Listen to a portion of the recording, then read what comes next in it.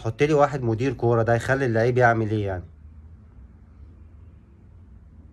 ممكن يبقى اداري، ممكن يبقى فيه اداري في النادي، ممكن يبقى فيه اداري في الفريق يطبق اللائحة، مش مشكلة.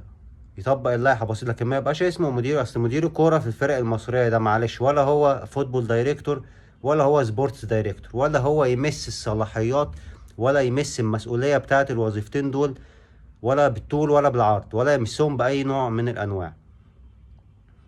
ولا فوتبول دايركتور ولا سبورتس دايركتور، سواء يعني كل مديرين الكورة مع احترامي لأي حد، سواء سيد عبد الحفيظ سواء أمير مرتضى،